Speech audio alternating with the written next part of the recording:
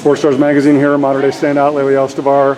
A very ambitious and courageous pursuit for the Monarchs of trying to become the first team ever to three-peat at Durango Fall Classic. It ends up being third place with a 25-22 victory against Xavier College Prep.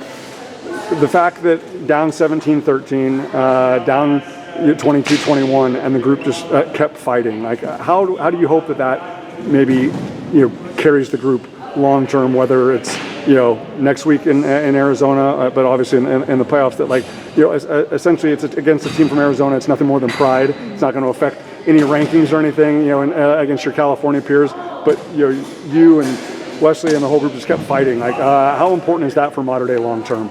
Very important, because I feel like after especially the Marymount match, we kind of all got in our heads and we all were blaming ourselves for the loss, and it wasn't just one person that just kept messing up. It was a team effort, and we fought till the end. But then I think after winning that last match, that just proved to us that we still are good and we can still win and we can still do great things. So it was important for the next matches coming up. Absolutely, and as I said to Coach Odell and to Wesley, you and Marymount could run it back as soon as next week in Arizona, if not certainly in the open playoffs and maybe even the regional playoffs as well.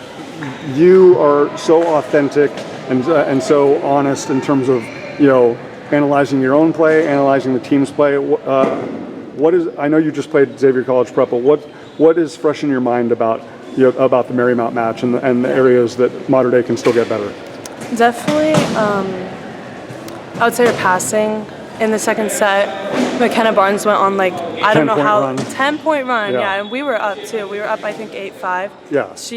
As I said to Lizzie, I mean, that completely shifted the momentum of the match because you were already up the first set. Yeah, I think that was a big part of it. And then also, we were getting blocked a lot, including myself. And I think just finding ways to get out of my head and not think that I have to be the type of hitter that hits every ball as hard as I can. Because I think I was kind of looking around and looking at these other hitters, they're hitting every ball hard and they're getting kills.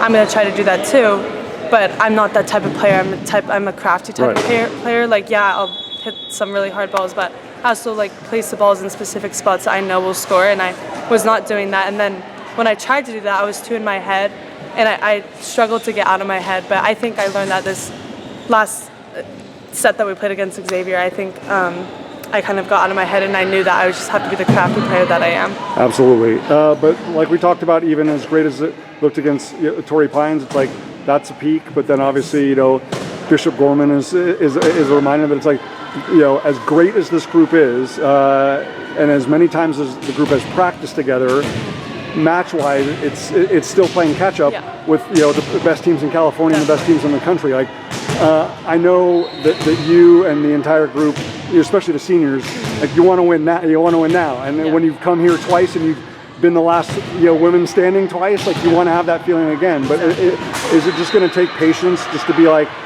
look, we know what it takes to be at our best, come the open playoffs and the majority of the time the regional playoffs or even getting to a state final. It's just gonna. I mean, yes, you want to continue to improve, but is the most important thing for this group is just patience and trust in the process. 100%. Yes, I definitely agree, and I think whether that's working harder in practices or just team chemistry, whether that's off the court or even on the court, we just need to be together as a team and find that consistency where we can be at our peak almost every match.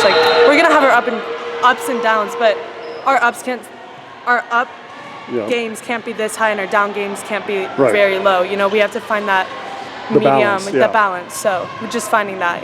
Awesome. Well, you, as I said at the Wesley, some of the shots that the two of you manufactured down 22-21 were valedictorian level IQ to be able to pull together those last 4 points. And again, Mater Dei doesn't go to any tournament seeking third place, but we know the feeling, at least leaving this tournament with a victory, is better than leaving Florida, having that last memory of not being a victory. So now we hope that they can put it all together, and they might get to run it back against Marymount as soon as next weekend in Arizona, and maybe they will be the last team standing at Nike TOC. Layli, fantastic job today. Congrats on all tournament, and best of luck. Thank you so much. Thank you.